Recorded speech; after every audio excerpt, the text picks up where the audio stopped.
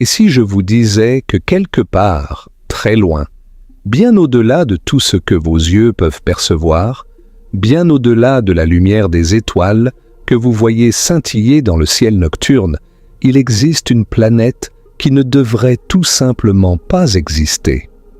Une planète qui, selon toutes les lois de la physique, selon tous les modèles que les scientifiques ont construits au fil des décennies, ne devrait pas être là. Et pourtant, elle est là. Elle orbite silencieusement autour de son étoile, défiant notre compréhension de l'univers avec une arrogance cosmique qui laisse les astronomes bouche bée. Cette planète est tellement impossible, tellement en contradiction avec tout ce que nous pensions savoir sur la formation des mondes, que sa simple existence remet en question des théories fondamentales qui ont guidé l'astrophysique pendant des générations entières. Alors, qu'est-ce que cette planète? Comment a-t-elle été découverte? Et surtout, pourquoi est-elle impossible? Ce sont les questions auxquelles nous allons répondre ce soir, dans un voyage qui va nous emmener des profondeurs les plus sombres de l'espace, aux mystères les plus intimes de la formation des étoiles et des planètes. Installez-vous confortablement, laissez le monde extérieur s'évanouir et préparez-vous à plonger dans l'une des découvertes les plus extraordinaires de l'histoire de l'astronomie moderne. Avant de commencer ce voyage, laissez-moi vous poser quelques questions qui vont peut-être vous empêcher de dormir ce soir, ou au contraire, vous bercer dans un océan de curiosité cosmique. Saviez-vous que le télescope spatial James Webb est si puissant, si incroyablement sensible, qu'il pourrait détecter la chaleur émise par un bourdon posé sur la surface de la Lune, et ce, depuis la Terre? Imaginez cela un instant. Un minuscule insecte à 384 000 km de distance, et nous avons construit un instrument capable de percevoir sa chaleur corporelle. C'est le niveau de technologie que l'humanité a atteint. Et c'est exactement ce niveau de sensibilité qui a permis de découvrir cette planète impossible. Saviez-vous également que dans notre galaxie, la Voie lactée, il pourrait y avoir plus de planètes que d'étoiles? Des milliards et des milliards de mondes, chacun avec sa propre histoire, sa propre chimie, ses propres secrets. Et parmi tous ces mondes, nous en avons trouvé un qui brise littéralement les règles du jeu cosmique.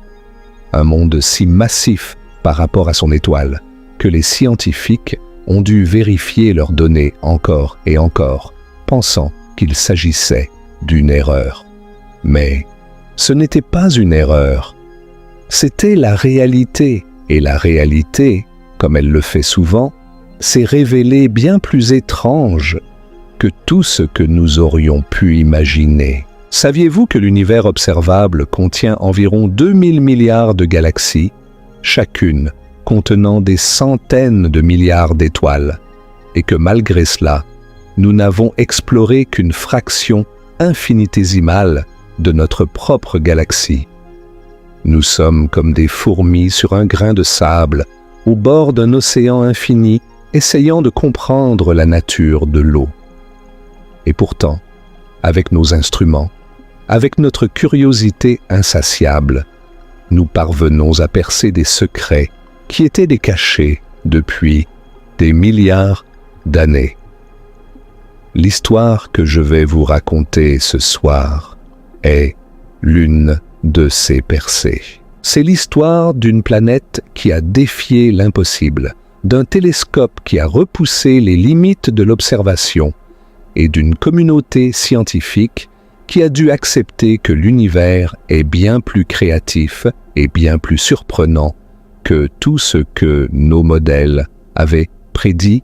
Et d'ailleurs, si vous êtes quelqu'un qui se couche le soir en regardant les étoiles par la fenêtre, en se demandant ce qu'il y a là-bas, si vous êtes de ceux qui restent éveillés la nuit en pensant à l'immensité de l'espace, alors vous êtes exactement au bon endroit. Ce voyage va être long, profond et rempli de merveilles.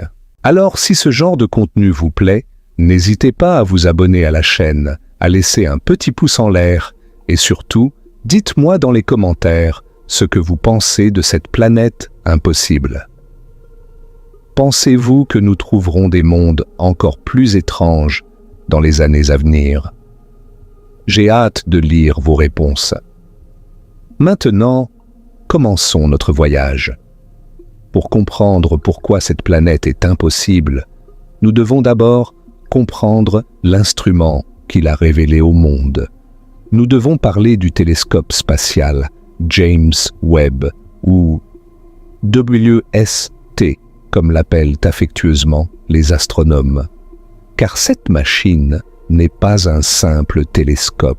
C'est, sans exagération aucune, l'instrument scientifique le plus complexe, le plus ambitieux et le plus coûteux jamais envoyé dans l'espace par l'humanité.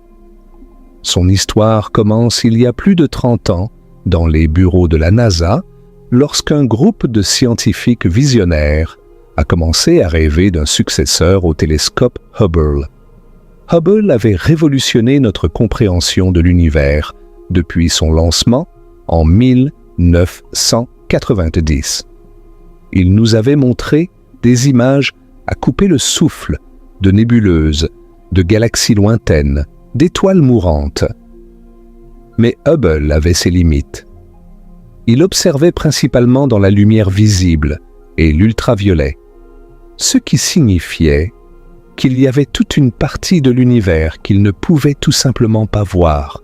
Les objets les plus lointains, les plus anciens, les plus froids de l'univers émettent leur lumière dans l'infrarouge, une longueur d'onde invisible à l'œil humain et largement inaccessible à Hubble.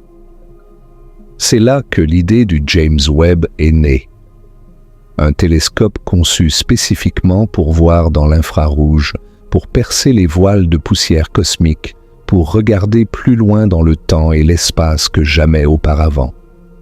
Le développement du James Webb a été un marathon titanesque. 30 ans de conception, de tests, de défis techniques qui semblaient parfois insurmontables. Le budget initial était d'environ 1 milliard de dollars, mais au fil des années, à mesure que les ingénieurs repoussaient les frontières de ce qui était techniquement possible, le coût a grimpé, et grimpé, et grimpé encore. Le coût final du projet a atteint environ 10 milliards de dollars, faisant du James Webb non seulement le télescope le plus cher jamais construit, mais aussi l'un des projets scientifiques les plus coûteux de l'histoire de l'humanité. Mais chaque centime de ces 10 milliards a été investi dans la perfection. Car le James Webb ne pouvait pas se permettre la moindre imperfection.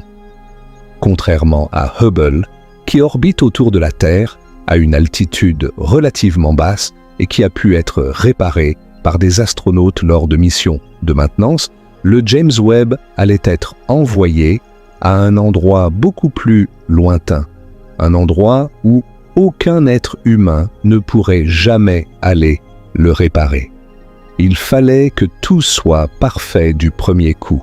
Et le cœur du James Webb est son miroir primaire, une merveille d'ingénierie composée de 18 segments hexagonaux recouverts d'une fine couche d'or. Pourquoi l'or, vous demandez-vous peut-être? Parce que l'or est un excellent réflecteur de lumière infrarouge. Chaque segment mesure environ 1,30 m de diamètre, et ensemble, ils forment un miroir d'environ 6,5 mètres de diamètre, soit près de 3 fois la taille du miroir de Hubble. Mais la taille seule ne suffit pas. Chaque segment devait être poli avec une précision hallucinante. Si l'on agrandissait l'un de ces segments à la taille des États-Unis, la plus grande imperfection à sa surface ne dépasserait pas quelques centimètres de hauteur, C'est un niveau de lissage qui dépasse l'imagination. Et ces 18 segments ne sont pas fixes. Chacun est monté sur des actuateurs de minuscules moteurs qui permettent d'ajuster la position et l'angle de chaque segment avec une précision de l'ordre du nanomètre, soit 1/1000 de mètre. Lorsque tous les segments sont parfaitement alignés, ils fonctionnent comme un seul et unique miroir géant, collectant la faible lumière infrarouge provenant des confins de l'univers. Mais le miroir d'or n'est qu'une partie de l'histoire. Pour que le James Webb puisse détecter les signaux infrarouges les plus faibles, il doit être incroyablement froid. Toute source de chaleur, aussi minime soit-elle, pourrait noyer les signaux que le télescope essaie de capter. C'est pourquoi les ingénieurs ont conçu un pare-soleil absolument remarquable. Ce pare-soleil est composé de 5 couches de kapton, un matériau ultra fin, chaque couche étant plus mince qu'un cheveu humain. Ensemble, ces 5 couches offrent une protection thermique extraordinaire. Le côté du pare-soleil exposé au soleil peut atteindre des températures d'environ 85 degrés Celsius, tandis que le côté ombragé, où se trouvent les instruments scientifiques, descend à environ moins 233 degrés Celsius. C'est une différence de température de plus de 300 degrés entre les deux côtés, et cette différence est maintenue par un bouclier plus fin qu'une feuille de papier. Si vous dépliez ce pare-soleil sur Terre, il couvrirait la surface d'un court de tennis. C'est immense, et pourtant, il devait être plié de manière à tenir dans la coiffe d'une fusée Ariane 5 pour le lancement. Le déplier dans l'espace, sans aucune aide humaine, était l'un des défis les plus terrifiants de toute la mission. Et c'est là que l'histoire devient véritablement angoissante. Le lancement du James Webb a eu lieu le 25 décembre 2021, le jour de Noël, depuis le centre spatial guyanais à Kourou, en Guyane française. La fusée Ariane 5 a parfaitement fonctionné, plaçant le télescope sur la trajectoire prévue. Mais le lancement n'était que le début. Devant le James Webb s'étendaient 29 jours de déploiement automatisé, chaque étape plus critique que la précédente. Le pare-soleil devait se déplier, les miroirs devaient se mettre en position, les instruments devaient s'activer. Et dans toute cette séquence, il y avait 344 points de défaillance uniques. 344 moments où une seule erreur, un seul mécanisme défaillant, un seul câble coincé aurait pu transformer ce télescope de 10 milliards de dollars en un morceau de ferraille spatiale inutile, flottant pour l'éternité dans le vide. Les ingénieurs de la NASA ont décrit ces 29 jours comme les plus stressants de leur carrière. Chaque étape réussie était célébrée comme une victoire, et chaque nouvelle étape apportait son lot d'angoisse. Mais jour après jour, étape après étape, le James Webb s'est déployé avec une grâce et une précision qui ont laissé même ses créateurs sans voix. Chaque segment du miroir s'est mis en place. Le pare-soleil s'est déplié impeccablement. Les instruments se sont allumés un par un. Le télescope a atteint sa destination finale, le point de Lagrange L2, situé à environ 1 500 000 km de la Terre. Le point de Lagrange L2 mérite une explication car c'est un endroit absolument fascinant. Dans le système Terre-Soleil, il existe 5 points de Lagrange. Des positions dans l'espace où les forces gravitationnelles du Soleil et de la Terre, combinées avec la force centrifuge de l'orbite, créent des points d'équilibre. Le point L2 se trouve du côté opposé de la Terre par rapport au Soleil, à environ 1 500 000 km de notre planète. À cet endroit, un objet peut orbiter autour du Soleil à la même vitesse que la Terre, restant toujours dans l'ombre de notre planète. C'est l'endroit parfait pour un télescope infrarouge. Le James Webb y bénéficie d'une vue dégagée de l'espace profond, tout en étant protégé de la lumière et de la chaleur du Soleil par la combinaison de la Terre et de son propre pare-soleil. C'est comme si l'univers avait prévu un fauteuil d'observation parfait, et nous avons eu l'intelligence de nous y asseoir. Les premiers mois après le déploiement ont été consacrés à l'alignement des miroirs et à la calibration des instruments. Puis, en juillet 2022, la NASA a dévoilé les premières images scientifiques du James Webb et le monde a retenu son souffle. La première image, connue sous le nom de champ profond de Webb, montrait une petite parcelle de ciel, pas plus grande qu'un grain de sable tenu à bout de bras. Et dans cette minuscule parcelle, le James Webb avait révélé des milliers de galaxies. Des galaxies de toutes formes et de toute taille, certaines si lointaines que leur lumière avait voyagé pendant plus de 13 milliards d'années pour atteindre le miroir doré du télescope. Nous regardions littéralement dans le passé, observant l'univers tel qu'il était quelques centaines de millions d'années seulement après le Big Bang. Des scientifiques qui avaient consacré toute leur carrière à ce projet ont fondu en larmes en voyant cette image. Car elle représentait bien plus qu'une belle photographie. Elle représentait l'aboutissement de 30 ans de travail, de sacrifice, de doute et d'espoir.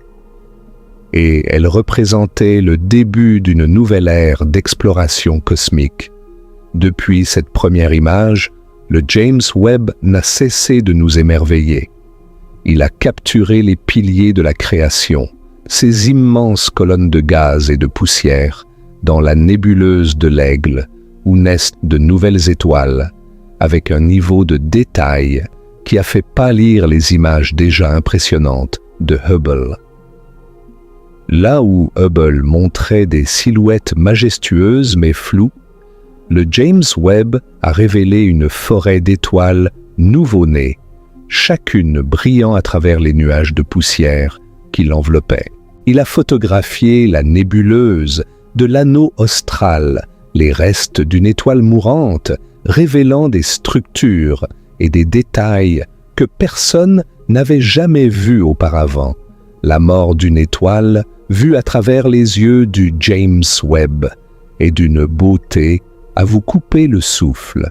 Des coquilles concentriques de gaz éjectés, des jets de matière s'étendant sur des années-lumière, des couleurs qui racontent l'histoire chimique de la matière rejetée dans l'espace, matière qui servira un jour à former de nouvelles étoiles, de nouvelles planètes, peut-être même de nouvelles formes de vie.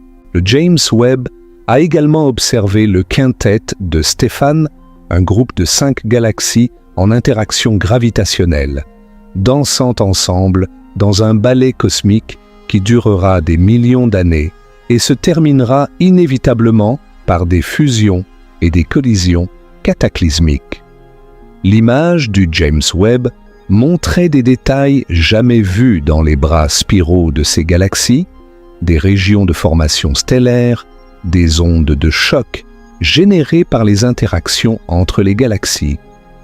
C'était comme regarder un accident de voiture au ralenti, mais à l'échelle galactique et d'une beauté terriblement esthétique. Mais peut-être la contribution la plus révolutionnaire du James Webb, celle qui a véritablement changé la donne pour l'astrophysique, est sa capacité à analyser les atmosphères de planètes situées en dehors de notre système solaire, les exoplanètes.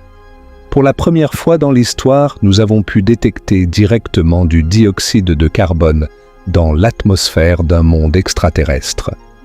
Pour la première fois, nous avons pu identifier des composés chimiques spécifiques dans l'air d'une planète orbitant autour d'une autre étoile. Et c'est cette capacité, cette incroyable sensibilité, à la composition chimique des atmosphères planétaires, qui allait mener à la découverte de notre planète impossible. Mais avant d'y arriver, nous devons d'abord comprendre comment les planètes naissent. Nous devons comprendre les règles du jeu cosmique, ces règles que notre planète impossible a osé briser. La naissance d'une planète est l'un des processus les plus extraordinaires et les plus longs de l'univers. Tout commence avec un nuage. Pas un nuage comme ceux que vous voyez dans le ciel terrestre, mais un nuage moléculaire géant, une vaste étendue de gaz et de poussière flottant dans l'espace interstellaire. Ces nuages sont composés principalement d'hydrogène et d'hélium, les deux éléments les plus simples et les plus abondants de l'univers, mais ils contiennent également des traces d'éléments plus lourds, du carbone, de l'oxygène, du silicium, du fer, tous forgés dans le cœur d'étoiles mortes depuis longtemps et dispersés dans l'espace par des explosions de supernovas. Ces nuages moléculaires sont immenses, pouvant s'étendre sur des dizaines, voire des centaines d'années-lumière. Et pendant des millions d'années, ils dérivent tranquillement dans l'espace, apparemment inertes, apparemment sans vie. Mais au sein de ces nuages, la gravité travaille patiemment, silencieusement. Il suffit d'une perturbation. L'onde de choc d'une supernova voisine, la compression causée par le passage à travers un bras spirale de la galaxie, ou même la simple turbulence interne du nuage.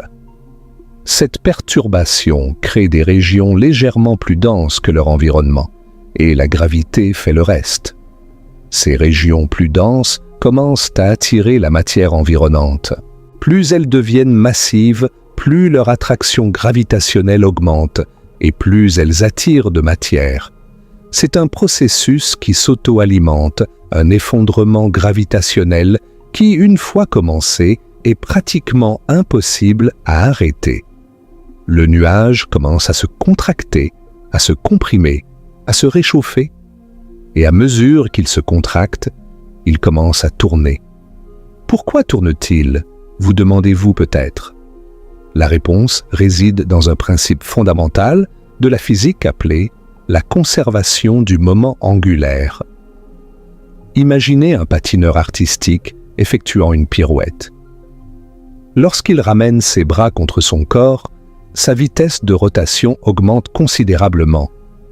C'est exactement le même principe à l'œuvre ici.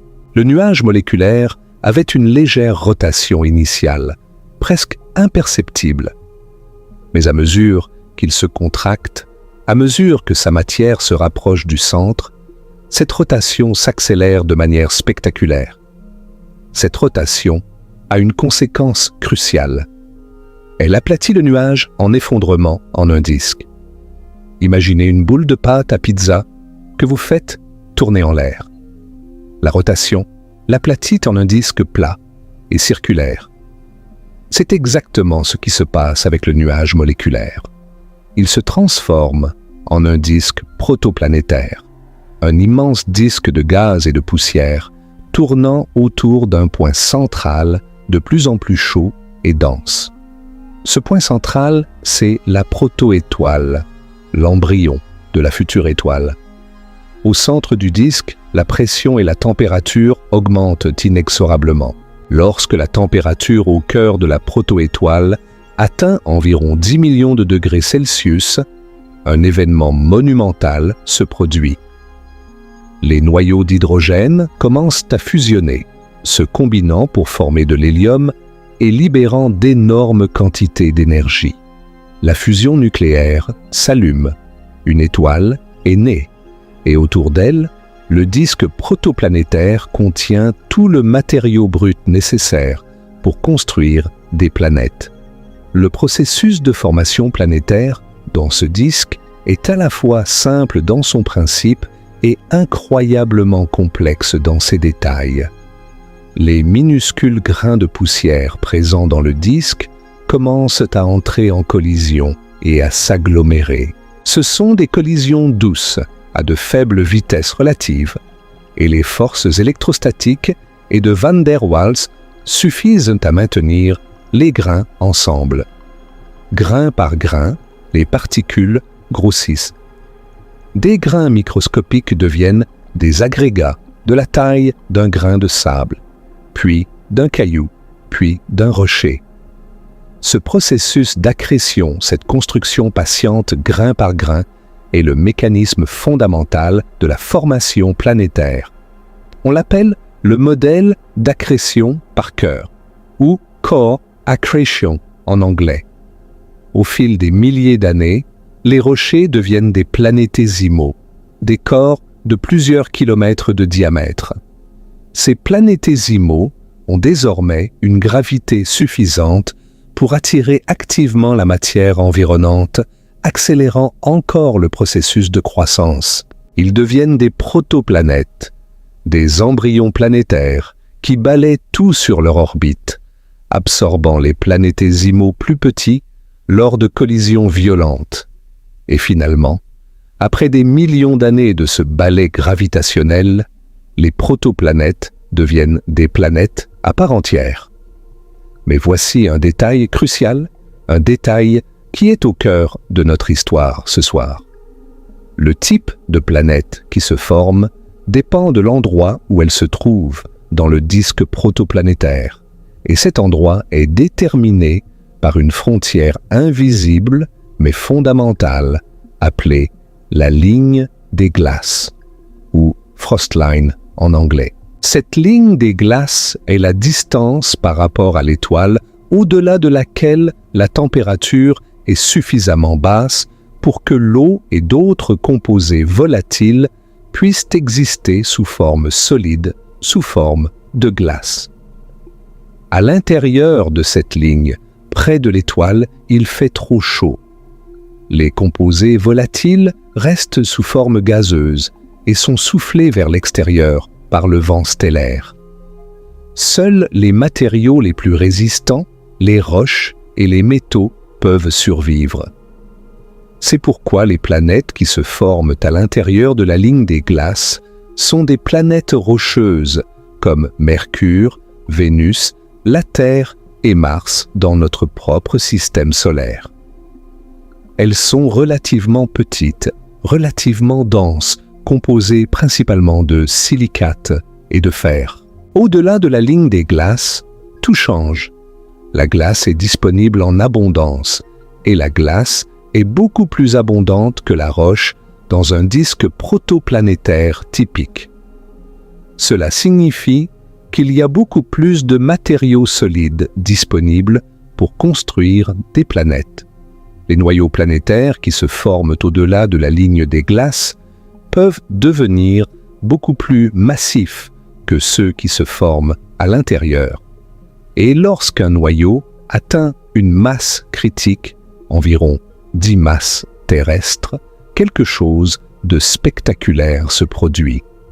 Sa gravité devient suffisamment forte pour capturer et retenir d'énormes quantités de gaz, principalement de l'hydrogène et de l'hélium, provenant du disque protoplanétaire environnant. C'est l'accrétion gazeuse rapide, un processus d'emballement où le noyau aspire frénétiquement le gaz environnant, grossissant de manière exponentielle.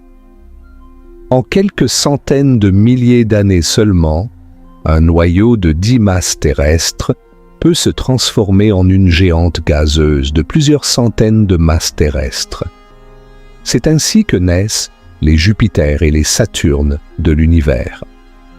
Des mondes colossaux, composés principalement de gaz, avec peut-être un noyau rocheux et glacé enfoui profondément en leur centre, écrasés sous des pressions inimaginables. Et voici la règle fondamentale, la règle que notre planète impossible a brisée. La taille et la masse des planètes qui peuvent se former autour d'une étoile sont directement liées à la masse de l'étoile elle-même. Pourquoi? Parce que la masse de l'étoile détermine la masse du disque protoplanétaire. Une étoile massive se forme à partir d'un nuage plus massif, et le disque qui l'entoure contient donc plus de matière. Plus de matière dans le disque signifie plus de matériaux de construction pour les planètes, et donc la possibilité de former des planètes plus grosses. À l'inverse, une petite étoile se forme à partir d'un nuage plus modeste, avec un disque protoplanétaire plus petit et moins riche en matière. Les planètes qui se forment autour de petites étoiles devraient donc être, elles aussi, petites. C'est une relation simple, élégante, et qui a été confirmée par des décennies d'observations et de simulations informatiques. Les petites étoiles font de petites planètes. Les grosses étoiles peuvent faire de grosses planètes. C'est la règle. C'est le dogme. C'est ce que dit la science. Ou plutôt, c'est ce que disait la science jusqu'à ce qu'une petite étoile rougeâtre dans la constellation d'Hercule décide de réécrire les manuels. Permettez-moi de vous présenter LHS 3154, une étoile si faible, si modeste, si insignifiante en apparence, que vous ne pourriez jamais la voir à l'œil nu.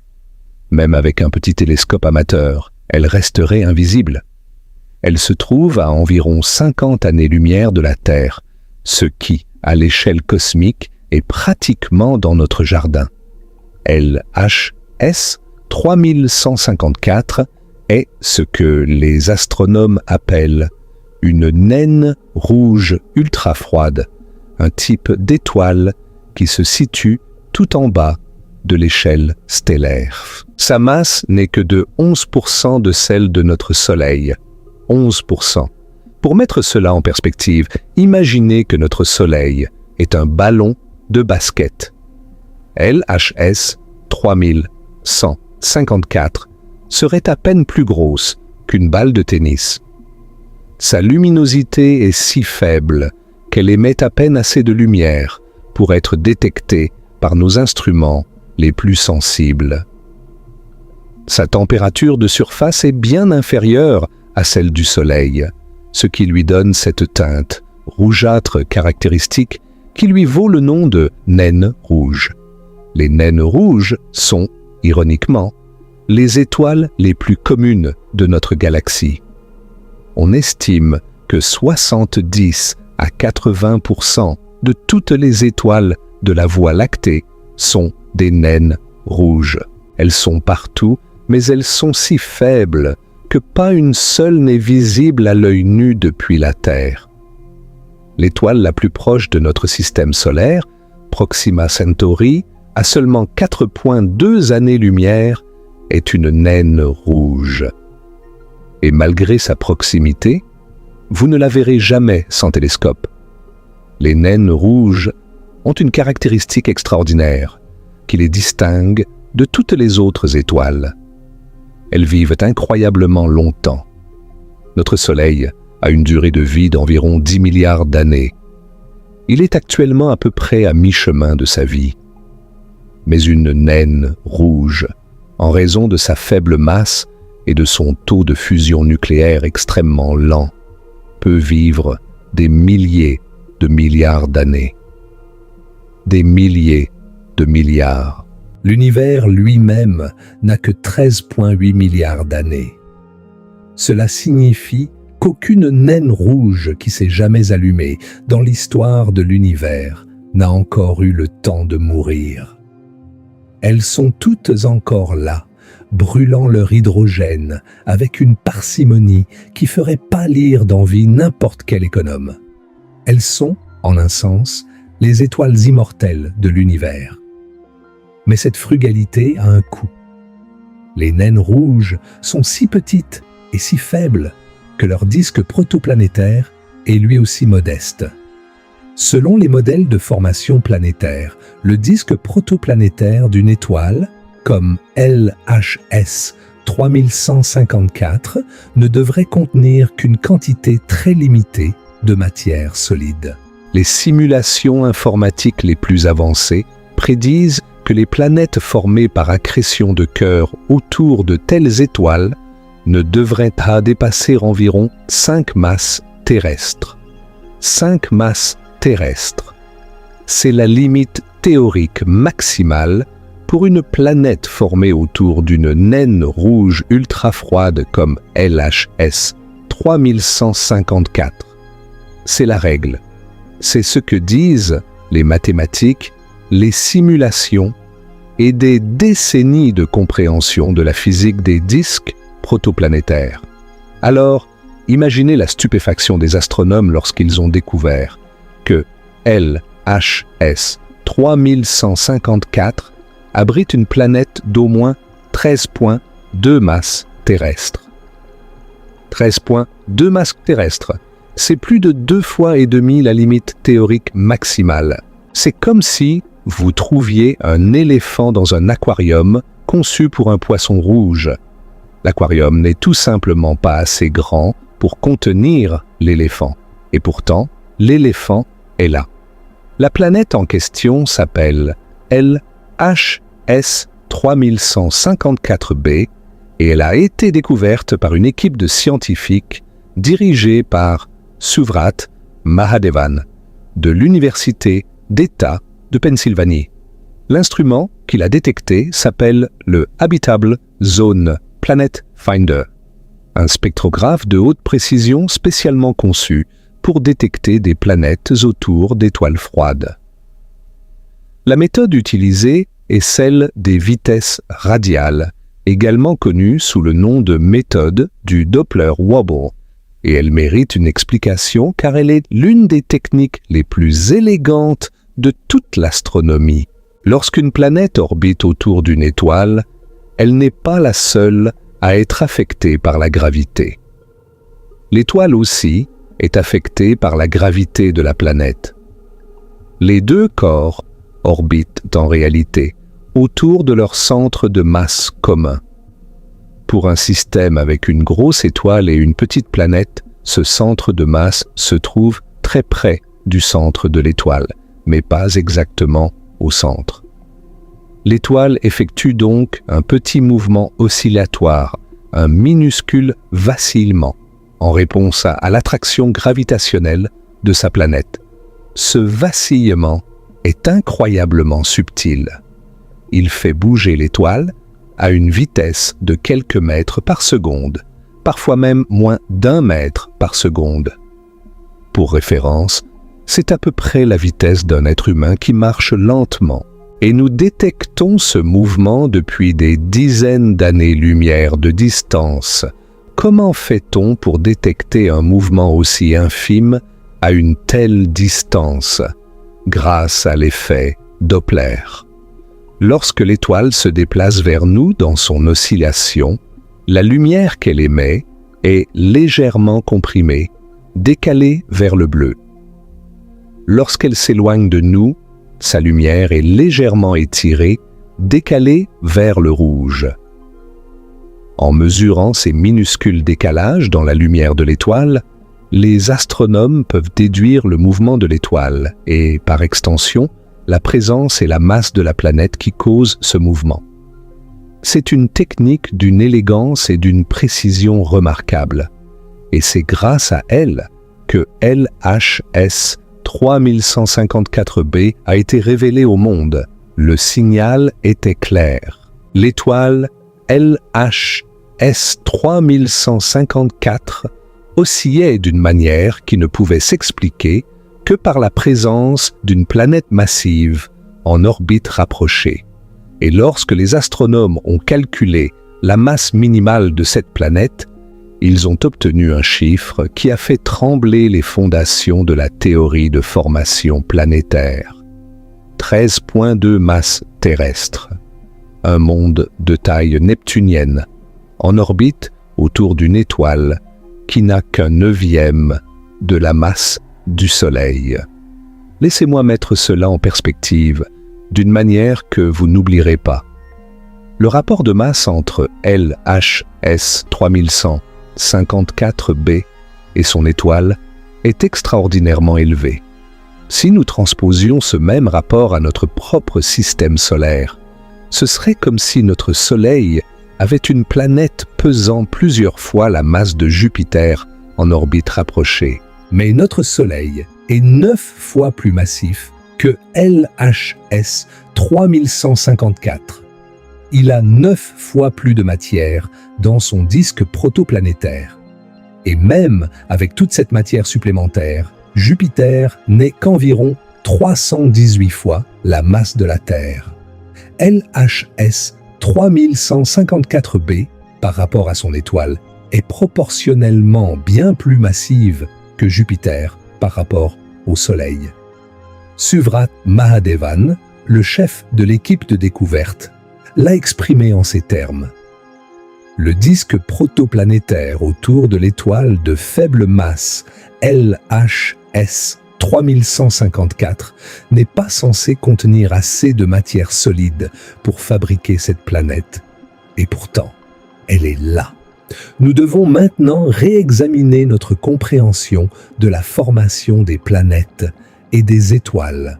L'orbite de LHS 3154b ajoute encore une couche de mystère. Cette planète ne se contente pas d'être trop massive pour son étoile. Elle orbite aussi incroyablement près de cette étoile. Sa distance orbitale n'est que de 0,02262 unités astronomiques, soit environ 3 400 000 km. Pour comparaison, Mercure, la planète la plus proche du Soleil dans notre système solaire, orbite à environ 58 millions de kilomètres. LHS 3154b est donc environ 17 fois plus proche de son étoile que Mercure ne l'est du Soleil. À cette distance, elle complète une orbite en seulement 3 jours et 17 heures. 3 jours et 17 heures. Pendant qu'un lundi se transforme en vendredi sur Terre, cette planète a déjà fait le tour complet de son étoile. C'est un monde qui vit à un rythme frénétique, une année passant en moins de 4 jours terrestres. Maintenant, essayons de comprendre pourquoi chaque modèle de formation planétaire échoue à expliquer l'existence de LHS 3154b. Le premier modèle et le plus standard est le modèle d'accrétion de cœur que j'ai décrit plus tôt.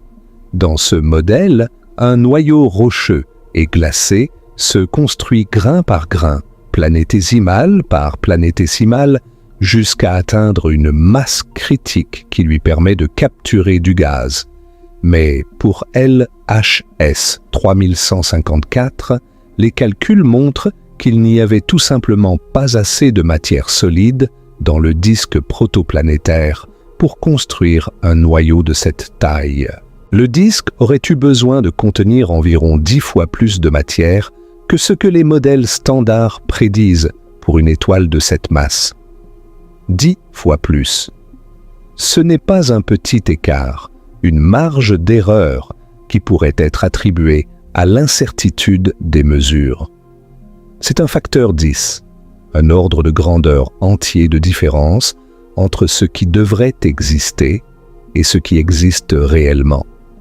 Le deuxième modèle est celui de l'instabilité gravitationnelle du disque.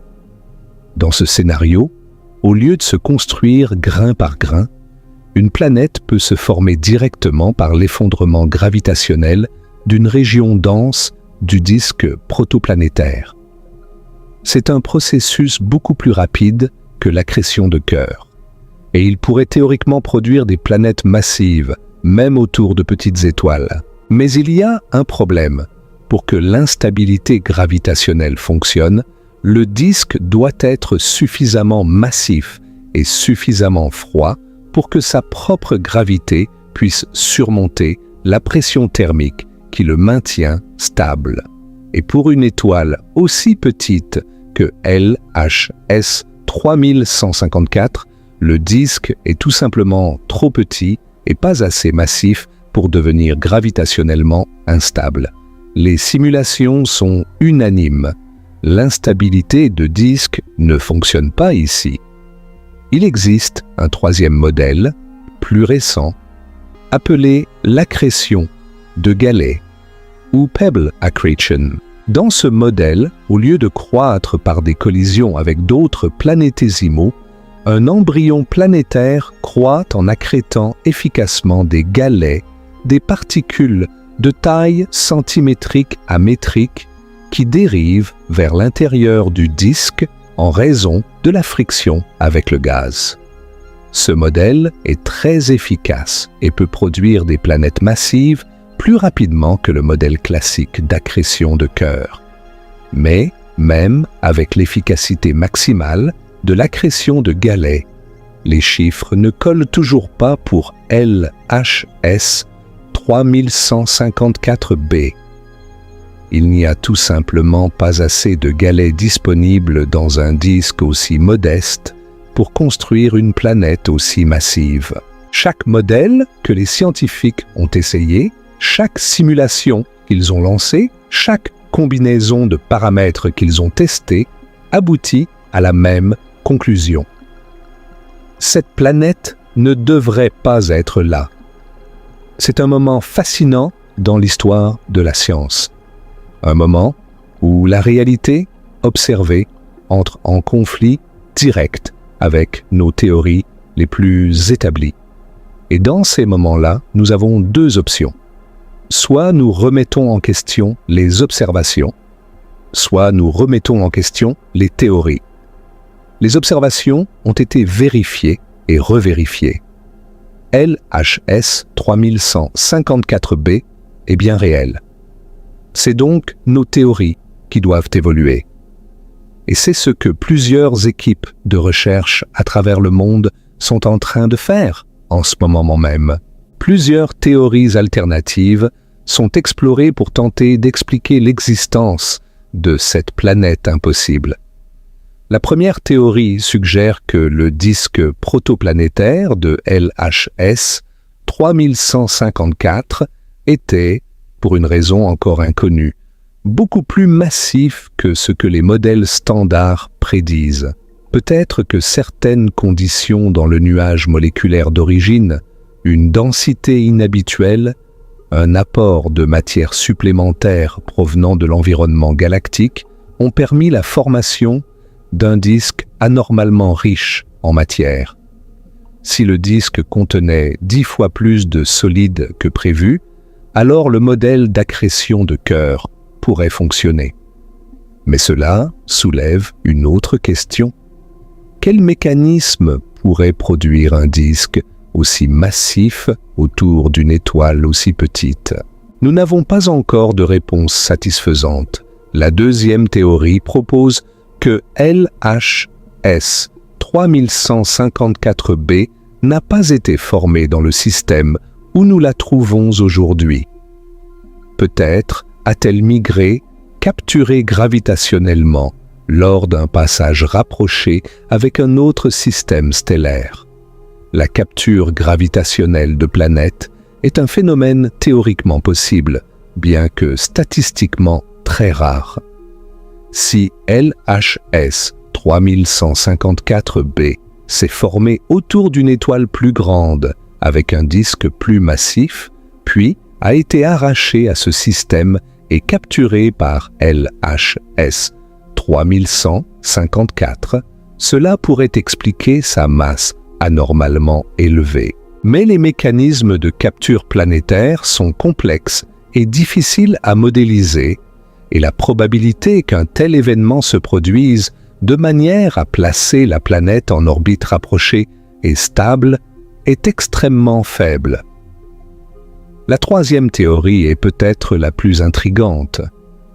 Elle suggère que LHS 3154b ne s'est pas formée comme une planète du tout, mais plutôt comme une compagne stellaire. Dans les systèmes binaires, deux étoiles se forment simultanément à partir du même nuage moléculaire en effondrement.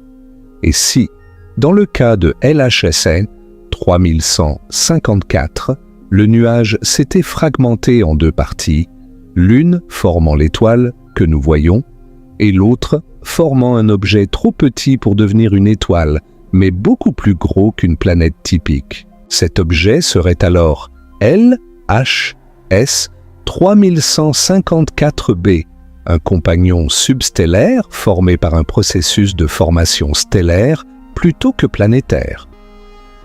C'est une idée audacieuse qui brouille la frontière entre planètes et étoiles et qui nous oblige à nous poser une question philosophique autant que scientifique. Qu'est-ce qui fait d'un objet une planète plutôt qu'une étoile ratée? Il existe une quatrième possibilité, celle d'un système binaire perturbé. Peut-être que LHS 3154 avait autrefois une étoile compagne, une autre étoile gravitationnellement liée à elle. Et peut-être que cette étoile compagne a été éjectée du système lors d'une interaction gravitationnelle avec une troisième étoile de passage.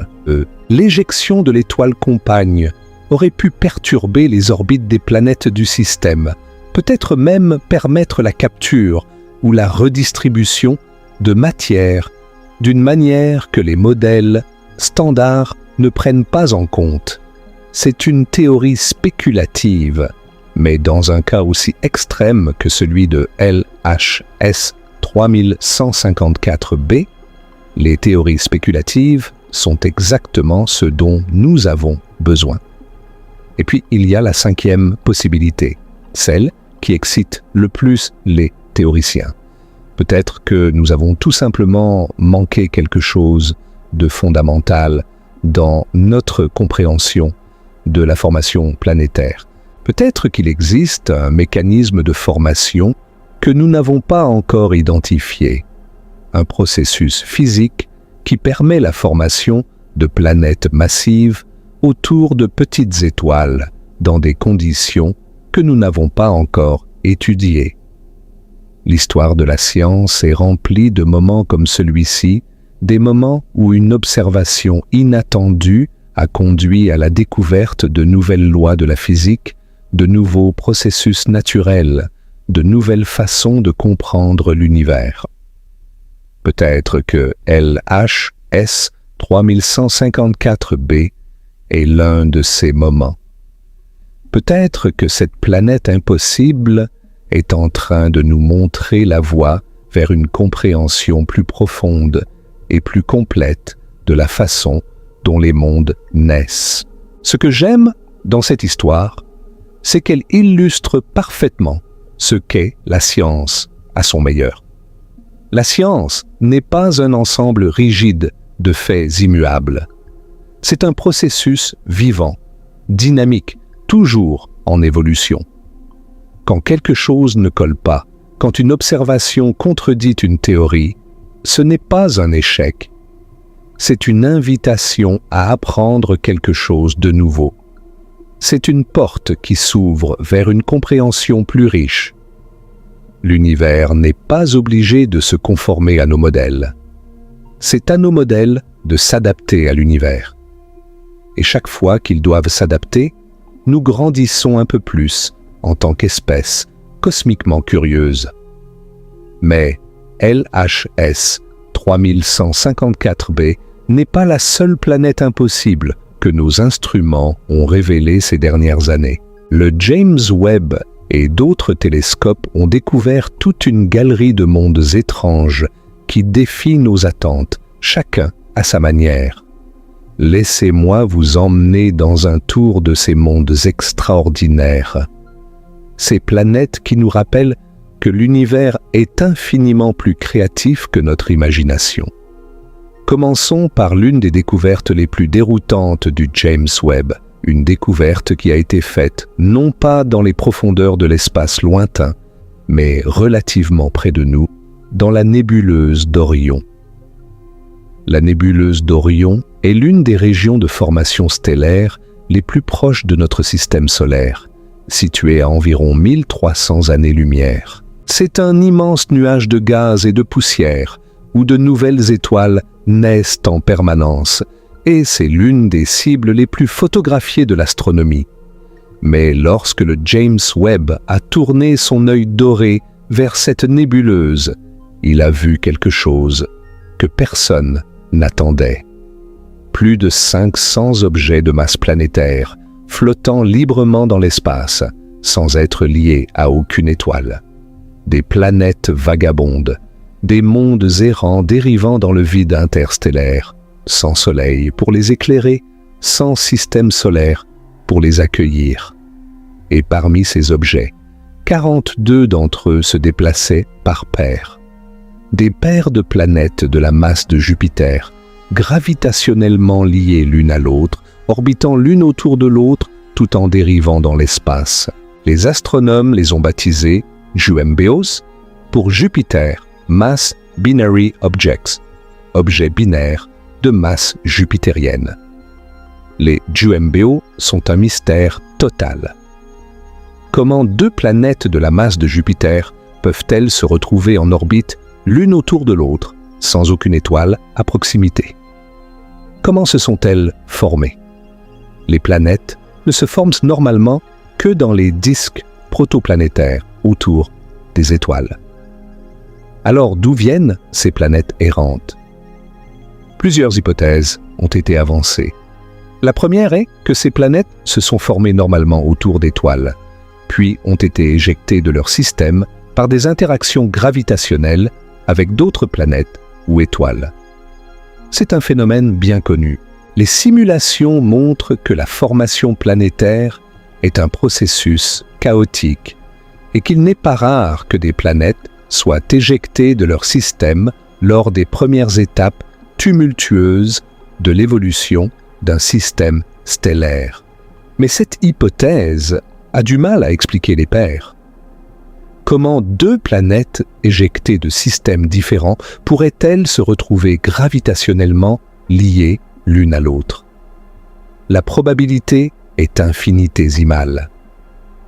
La deuxième hypothèse est que les JUMBO se sont formés ensemble, non pas dans un disque protoplanétaire, mais directement par effondrement gravitationnel d'un fragment de nuage moléculaire, de la même manière que les étoiles se forment.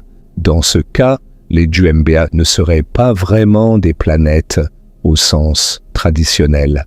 Ils seraient des sous-naines brunes, des objets trop petits pour devenir des étoiles, trop petits même pour devenir des naines brunes, mais formés par le même processus que les étoiles. C'est une idée qui brouille encore davantage la frontière déjà floue entre planètes et étoiles, et qui soulève des questions fondamentales sur notre classification des objets célestes. Imaginez un instant la vie sur un monde JUMBO. Pas de soleil dans le ciel, pas de lever de soleil, pas de coucher de soleil. Juste les étoiles, un champ infini d'étoiles, et à côté de vous, un autre monde géant, suspendu dans le vide, visible jour et nuit, enfin si l'on peut parler de jour et de nuit, sur un monde plongé dans une obscurité perpétuelle. La température de surface serait incroyablement basse, des centaines de degrés en dessous de zéro. Et pourtant, si ces mondes sont des géantes gazeuses, ils pourraient générer de la chaleur interne par contraction gravitationnelle et peut-être par des forces de marée entre les deux membres de la paire.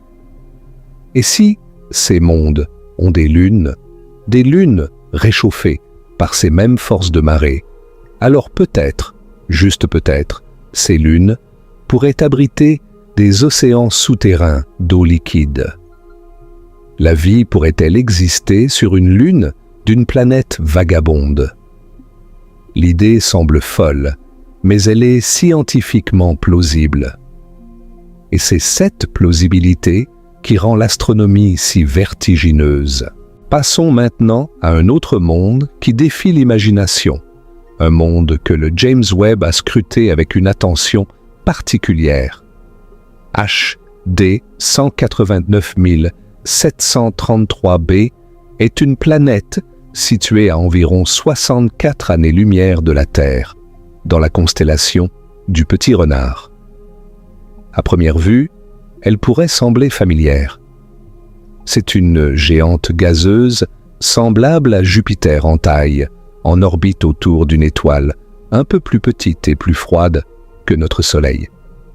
Mais les apparences sont trompeuses, car HD 189 1733b est l'un des mondes les plus infernaux que nous ayons jamais découverts. C'est ce que les astronomes appellent un Jupiter chaud, une géante gazeuse qui orbite si près de son étoile que ses températures atteignent des niveaux terrifiants. La température atmosphérique de HD 189 733b dépasse les 1000 degrés Celsius, assez pour faire fondre la plupart des métaux. Mais ce n'est pas la chaleur qui rend cette planète si remarquable. Ce sont les vents. Les observations du James Webb ont confirmé ce que des études antérieures avaient suggéré. Les vents sur HD 189 733b soufflent à une vitesse d'environ 8700 km/h. 8700 km/h. Pour mettre cela en perspective, les ouragans les plus puissants jamais enregistrés sur Terre atteignent des vitesses maximales d'environ 300 km/h.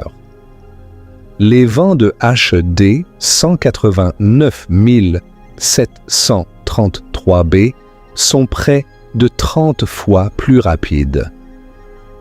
Ce sont les vents les plus violents jamais mesurés sur une planète.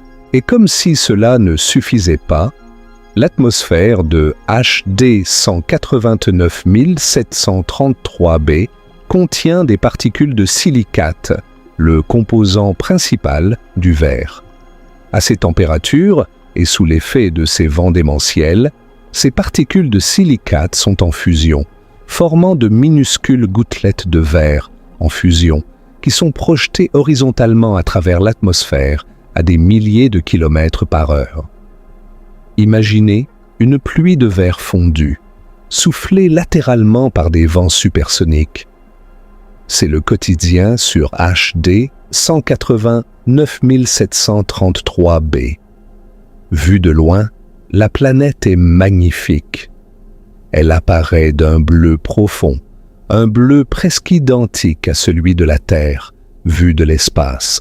Mais cette couleur bleue, contrairement à celle de notre planète, qui est due aux océans et à l'atmosphère, est causée par la diffusion de la lumière par les particules de silicate dans l'atmosphère.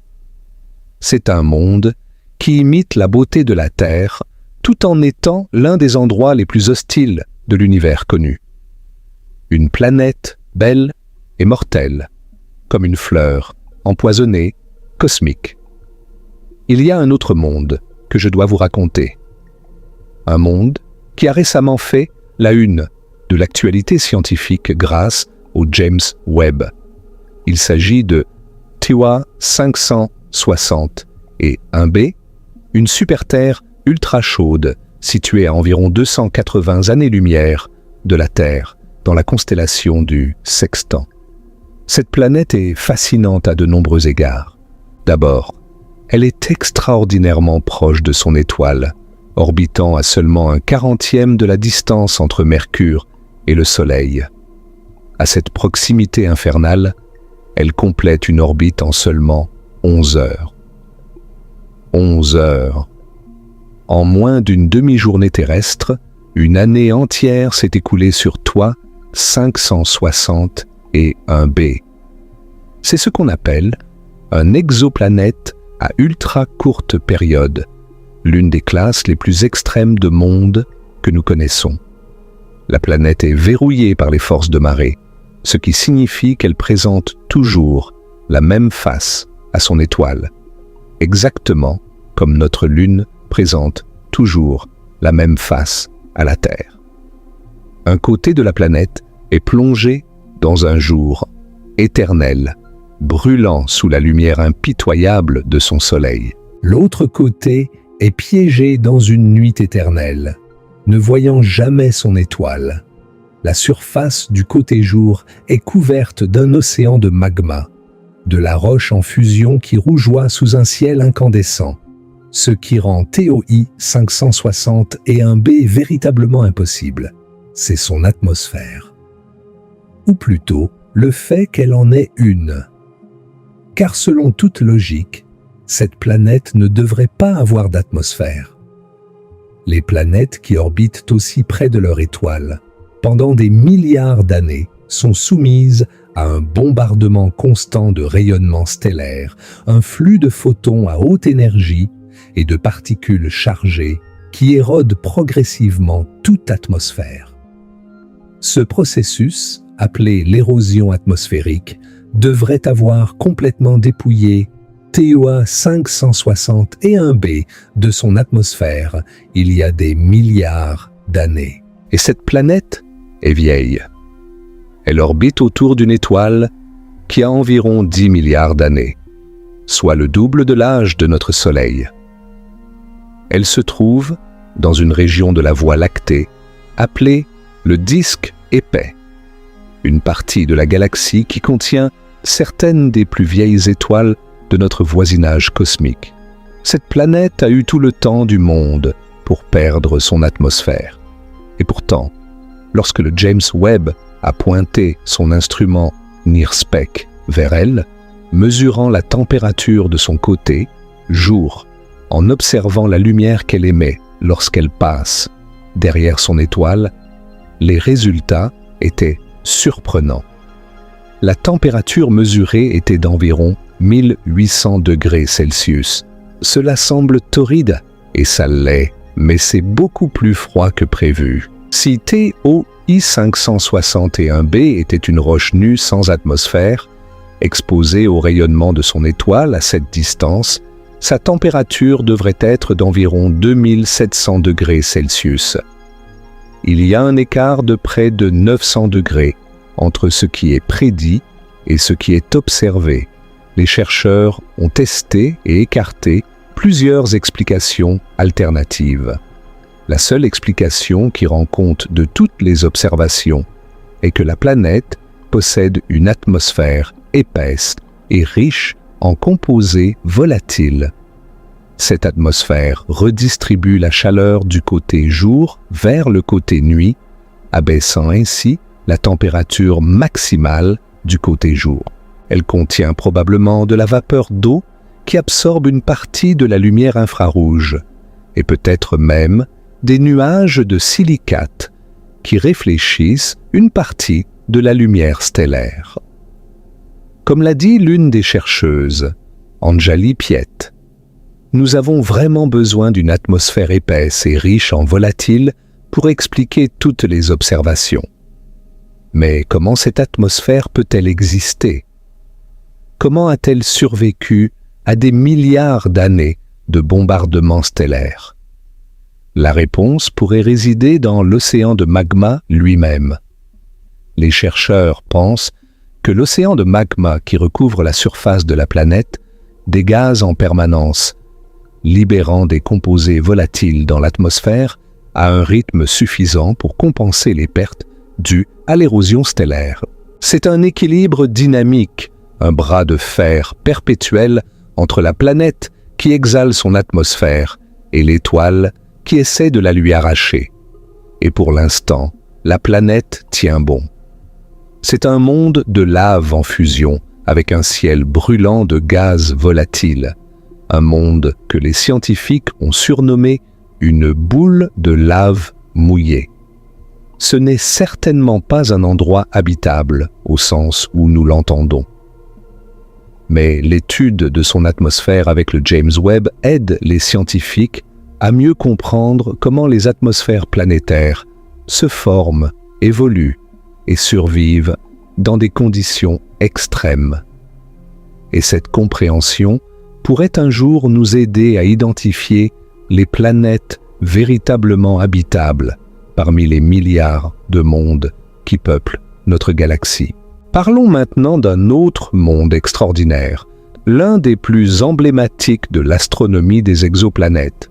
55 Cancri E, aussi connu sous le nom de Janssen, est une super-Terre située à seulement 41 années-lumière de nous, dans la constellation du Cancer. Cette planète a fait l'objet d'une attention considérable, en partie à cause de sa composition supposée.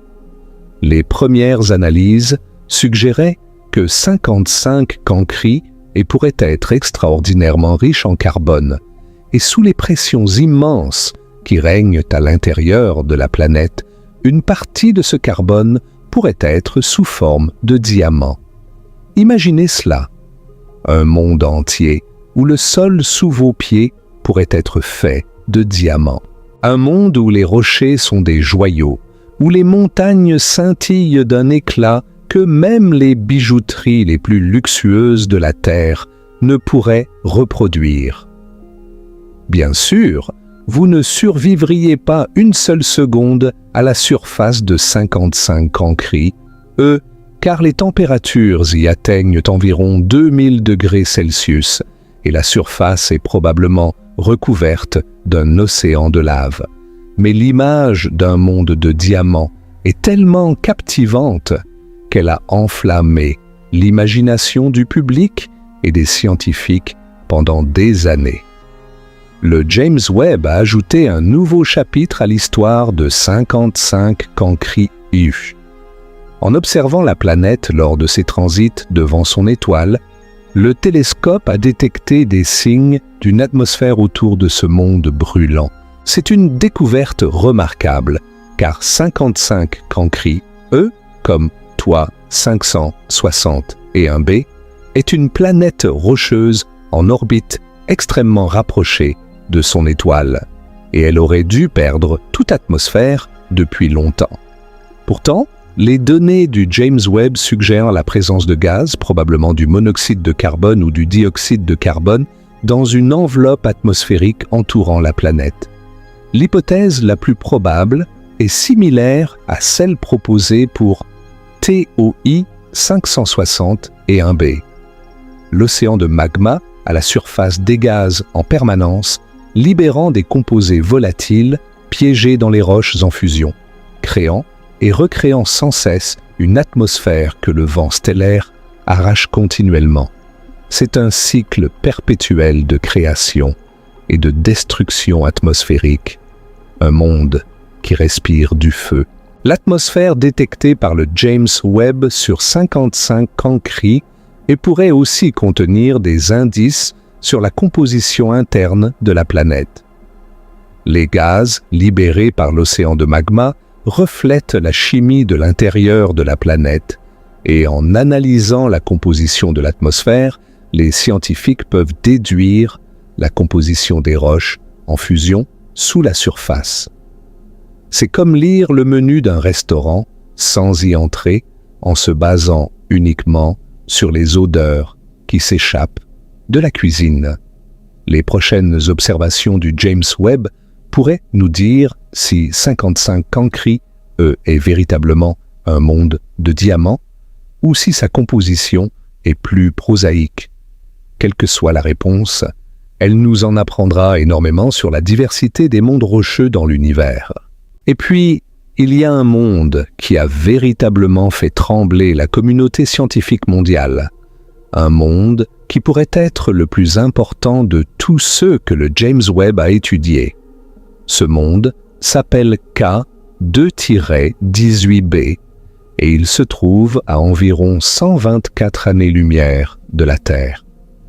K2-18b n'est pas une planète rocheuse, brûlante, comme 55 Cancri et ou TOI 561b.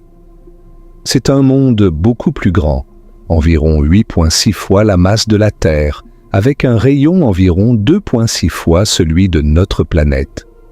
Il orbite dans la zone habitable de son étoile, une naine rouge, c'est-à-dire à une distance où les températures permettent théoriquement l'existence d'eau liquide à la surface. Et c'est un candidat pour ce que les scientifiques appellent un monde icéen, un type de planète hypothétique avec un océan global d'eau liquide recouvert d'une atmosphère riche en hydrogène. Les mondes icéens, s'ils existent, seraient parmi les environnements les plus prometteurs pour la recherche de vie extraterrestre. En septembre 2023, une équipe dirigée par Niku Madhusoodan de l'Université de Cambridge a annoncé des résultats préliminaires d'observation du James Webb de l'atmosphère de K218b. Ils avaient détecté du méthane et du dioxyde de carbone dans l'atmosphère, ce qui est cohérent avec l'hypothèse d'un monde icéen avec un océan sous une atmosphère d'hydrogène. Mais ce qui a vraiment fait sensation, c'est la détection possible d'une autre molécule, le sulfure de diméthyle, ou DMS en abrégé. Sur Terre, le DMS est produit exclusivement par des organismes vivants, principalement par le phytoplancton marin. Il n'y a aucun processus géologique connu capable de produire du DMS en quantité significative.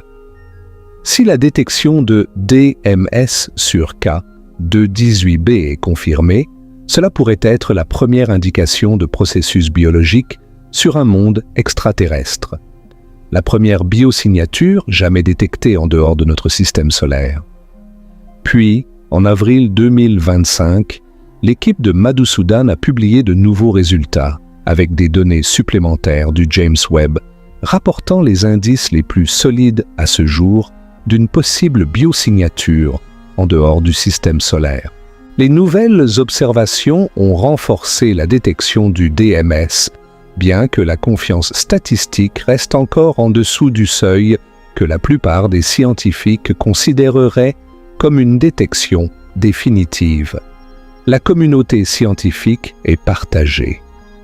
Certains sont enthousiastes, voyant dans ces résultats le début d'une révolution. D'autres sont plus prudents, soulignant que d'autres molécules ou processus chimiques pourraient produire des signaux similaires et que des observations supplémentaires sont nécessaires avant de tirer des conclusions aussi extraordinaires. Et c'est normal. En science, les affirmations extraordinaires exigent des preuves extraordinaires. La possibilité de vie sur un autre monde est peut-être l'affirmation la plus extraordinaire que la science puisse faire, et les preuves doivent être à la hauteur. Mais même si la détection du DMS s'avère être un faux positif, même si K218b n'abrite pas de vie, le simple fait que nous puissions poser cette question, que nous puissions analyser l'atmosphère d'un monde à 124 années-lumière et chercher des molécules associées à la vie, est en soi un accomplissement extraordinaire. Il y a à peine 30 ans, nous ne savions même pas si des planètes existaient autour d'autres étoiles. Et maintenant, nous analysons la composition chimique de leurs atmosphères et cherchons des biosignatures. La vitesse à laquelle l'astronomie des exoplanètes progresse est tout simplement stupéfiante. Il y a encore un type de planète impossible que je veux vous décrire, un type de monde qui défie la logique de manière presque comique. Ce sont les Jupiters, chauds, gonflés, des planètes qui ont la masse de Jupiter mais une densité incroyablement basse. L'exemple le plus frappant est WASP 107b, une planète située à environ 200 années-lumière de la Terre. WASP 107b a une masse d'environ 1/10 de celle de Jupiter, soit environ 30 masses terrestres. Mais son rayon est presque aussi grand que celui de Jupiter. Cela signifie que sa densité est extraordinairement faible, comparable à celle d'une barbe à papa. Imaginez une planète aussi grande que Jupiter, mais composée de matière aussi légère que de la barbe à papa. C'est WASP 107b. On l'appelle parfois la planète barbe à papa ou la planète coton candy. Comment une planète peut-elle être aussi massive et pourtant aussi peu dense? C'est un mystère que les astronomes essaient de résoudre depuis des années. La chaleur ne suffit pas à expliquer ce gonflement. Même les modèles les plus optimistes de gonflement atmosphérique par chauffage stellaire ne parviennent pas à reproduire la taille observée de WASP-107b. L'hypothèse la plus prometteuse fait appel au chauffage par les forces de marée. Si l'orbite de WASP-107b est légèrement elliptique plutôt que parfaitement circulaire, les forces de marée exercées par l'étoile pendant les parties les plus rapprochées et les plus éloignées de l'orbite pourraient chauffer l'intérieur de la planète, gonflant son atmosphère comme un ballon. Le James Webb a observé l'atmosphère de WASP-107b en détail, détectant de la vapeur d'eau, du dioxyde de soufre et des nuages de silicate, une composition atmosphérique extraordinairement riche pour une planète si peu dense. Ces observations aident les scientifiques à comprendre les processus physiques à l'œuvre dans ces mondes gonflés et à terme à résoudre le mystère de leur faible densité. Maintenant que nous avons exploré ces mondes extraordinaires, prenons un moment pour comprendre les étoiles elles-mêmes, ces soleils lointains autour desquels tous ces mondes orbitent. Car, pour comprendre les planètes, il faut d'abord comprendre les étoiles. Chaque étoile a une personnalité unique, déterminée par une seule propriété fondamentale, sa masse. La masse d'une étoile à sa naissance détermine tout. Sa couleur, sa température, sa luminosité, sa durée de vie et même la manière dont elle mourra. C'est le paramètre maître qui contrôle l'ensemble du destin stellaire. Les astronomes ont une manière élégante de classer toutes les étoiles. Ils utilisent un outil appelé le diagramme de Hertzsprung-Russell, du nom de deux astronomes qui l'ont indépendamment développé au début du XXe siècle. Ce diagramme place les étoiles en fonction de leur luminosité sur l'axe vertical et de leur température de surface sur l'axe horizontal. Quand on place toutes les étoiles connues sur ce diagramme, un motif apparaît. La majorité des étoiles se trouve sur une bande diagonale qui traverse le diagramme du coin supérieur gauche au coin inférieur droit. Cette bande est appelée la séquence principale. Les étoiles de la séquence principale sont dans la phase la plus longue et la plus stable de leur vie, la phase où elles fusionnent l'hydrogène en hélium dans leur cœur. Notre Soleil se trouve au milieu de la séquence principale, une étoile de taille et de luminosité moyenne. Les naines rouges comme LHS 3154 se trouvent tout en bas à droite du diagramme, froides, faibles et incroyablement communes. Les supergéantes bleues se trouvent tout en haut à gauche, incroyablement chaudes, lumineuses et rares. Au-dessus et à droite de la séquence principale se trouvent les géantes et les supergéantes rouges, des étoiles qui ont quitté la séquence principale et sont dans les dernières étapes de leur vie. En dessous et à gauche se trouvent les naines blanches, les cadavres stellaires, les restes compacts d'étoiles qui ont épuisé leur combustible nucléaire. Les naines rouges méritent une attention particulière dans notre histoire, car c'est autour de l'une d'entre elles que notre planète impossible orbite. Les naines rouges sont les étoiles les plus petites et les plus froides qui soient encore capables de fusionner l'hydrogène dans leur cœur. Leur masse va d'environ 8% à environ 60% de la masse du Soleil. En dessous de 8% de la masse solaire, un objet n'est pas assez massif pour maintenir la fusion nucléaire de manière stable. Il devient une naine brune, un objet intermédiaire entre une étoile et une planète géante, qui brille faiblement pendant quelques milliards d'années en se refroidissant lentement. Les naines rouges sont si peu lumineuses que même la plus proche d'entre nous, Proxima Centauri, est complètement invisible à l'œil nu, malgré sa distance de seulement 4,2 années-lumière. Pour observer les naines rouges, il faut des télescopes, et pour étudier leurs planètes, il faut des instruments extraordinairement sensibles, comme le James Webb. La longévité des naines rouges est un aspect qui a des implications profondes pour la question de la vie dans l'univers. Si la vie a besoin de temps pour émerger et évoluer, et l'histoire de la Terre suggère que c'est le cas, car il a fallu environ 4 milliards d'années pour que la vie sur Terre passe des premiers organismes unicellulaires aux premières civilisations technologiques, alors les étoiles qui vivent longtemps offrent plus de temps pour ce processus. Notre Soleil a une durée de vie d'environ 10 milliards d'années, ce qui a été suffisant pour permettre l'émergence de la vie intelligente sur Terre. Mais les naines rouges vivent des milliers de milliards d'années. Si une planète dans la zone habitable d'une naine rouge peut maintenir des conditions propices à la vie, cette planète dispose d'un temps presque illimité pour que la vie y émerge et évolue. Les possibilités sont vertigineuses. Cependant, les naines rouges présentent aussi des défis pour l'habitabilité. Leur zone habitable est très proche de l'étoile, ce qui signifie que les planètes situées dans cette zone sont probablement verrouillées par les forces de marée, présentant toujours la même face à leur étoile.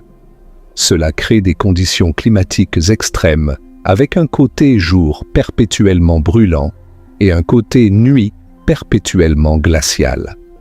De plus, les naines rouges sont sujettes à des éruptions stellaires violentes, des flares, des explosions soudaines de rayonnement qui peuvent être des milliers de fois plus puissantes que les éruptions solaires les plus intenses. Ces éruptions pourraient stériliser la surface des planètes proches, détruisant toute molécule organique et arrachant l'atmosphère au fil du temps. La question de savoir si la vie peut émerger et survivre autour d'une naine rouge reste ouverte. Mais si la réponse est oui, alors la vie pourrait être incroyablement commune dans l'univers, car les naines rouges représentent la grande majorité de toutes les étoiles. La masse d'une étoile détermine non seulement sa vie, mais aussi sa mort. Et les différentes morts stellaires sont parmi les événements les plus spectaculaires et les plus importants de l'univers. Les étoiles de faible masse, comme les naines rouges, auront une mort tranquille. Après des milliers de milliards d'années, elles épuiseront simplement leur hydrogène et s'éteindront doucement, se refroidissant lentement pour devenir des naines blanches d'hélium, puis des naines noires, des objets complètement éteints et invisibles. Aucune naine rouge n'a encore atteint ce stade, car l'univers n'est pas assez vieux. Les étoiles de masse moyenne, comme notre Soleil, auront une fin plus dramatique. Lorsqu'elles auront épuisé l'hydrogène dans leur cœur, dans environ 5 milliards d'années pour notre Soleil, elles gonfleront en géantes rouges, engloutissant les planètes intérieures, puis éjecteront leurs couches extérieures dans l'espace, formant une nébuleuse planétaire d'une beauté à couper le souffle. Au centre de la nébuleuse, le cœur exposé de l'étoile deviendra une naine blanche, un objet de la taille de la Terre, mais avec la masse du Soleil, d'une densité si élevée qu'une cuillère à café de sa matière pèserait environ 5 tonnes. Les étoiles massives, celles qui sont au moins 8 fois plus massives que notre Soleil, connaissent la fin la plus spectaculaire de toutes. Elles vivent vite et meurent jeunes, brûlant leur combustible nucléaire avec une voracité qui limite leur existence à quelques millions d'années seulement. Lorsqu'elles ont fusionné tout l'hydrogène en hélium, elles fusionnent l'hélium en carbone puis le carbone en néon, le néon en oxygène, l'oxygène en silicium et finalement le silicium en fer. Le fer est l'élément terminal de la fusion nucléaire. Fusionner le fer ne libère pas d'énergie, il en consomme. Lorsque le cœur de l'étoile devient entièrement composé de fer, la fusion s'arrête et en une fraction de seconde, le cœur s'effondre sur lui-même sous l'effet de sa propre gravité. Cet effondrement génère une onde de choc d'une puissance inimaginable qui souffle les couches extérieures de l'étoile dans l'espace. C'est une supernova, l'une des explosions les plus puissantes de l'univers, capable de briller aussi fort qu'une galaxie entière, pendant quelques semaines. Et au centre de cette explosion, selon la masse du cœur, il reste soit une étoile à neutrons, un objet d'une densité hallucinante, où la matière est comprimée, au point que les protons et les électrons fusionnent pour former des neutrons, soit un trou noir, un objet dont la gravité est si forte que même la lumière ne peut s'en échapper. Les supernovae sont cruciales pour l'existence de la vie. Ce sont les usines chimiques de l'univers.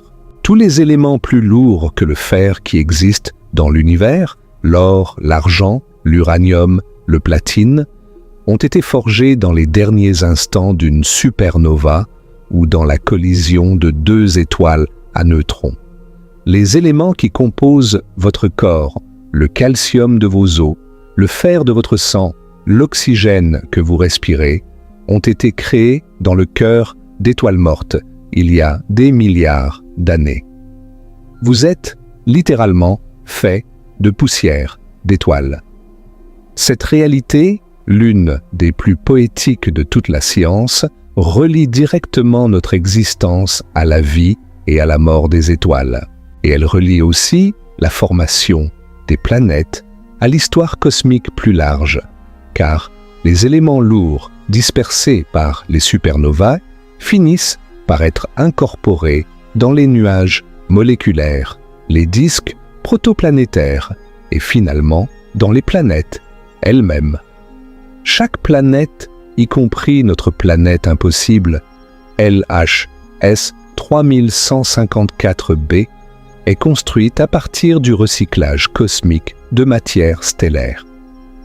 Revenons maintenant aux méthodes que les astronomes utilisent pour détecter ces mondes lointains, car comprendre ces méthodes nous aide à apprécier à quel point chaque découverte est un exploit technique remarquable. Nous avons déjà parlé de la méthode des vitesses radiales, celle qui a permis la découverte de LHS 3154b.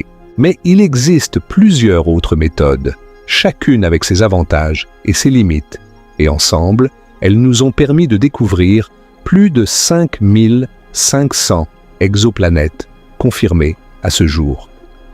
La méthode la plus prolifique est la méthode des transits. Le principe est simple. Lorsqu'une planète passe directement entre son étoile et nous, elle bloque une minuscule fraction de la lumière de l'étoile. Ce mini-éclipse provoque une diminution mesurable de la luminosité de l'étoile, typiquement de l'ordre de 1% pour une géante gazeuse et de 1 pour 10 000 pour une planète de taille terrestre.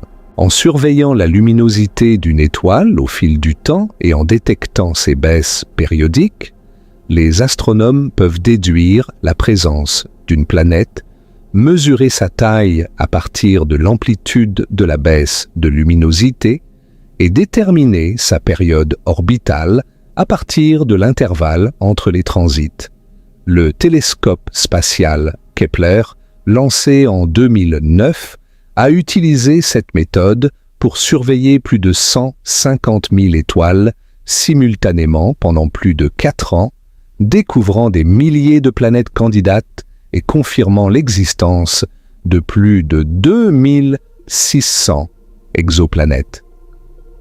Kepler a révolutionné notre compréhension de la fréquence des planètes dans la galaxie, montrant que les planètes sont la norme plutôt que l'exception autour des étoiles. La méthode des transits a un avantage supplémentaire extraordinaire lorsqu'elle est combinée avec un instrument comme le James Webb. Lorsqu'une planète transite devant son étoile, une petite fraction de la lumière stellaire passe à travers l'atmosphère de la planète avant de nous parvenir.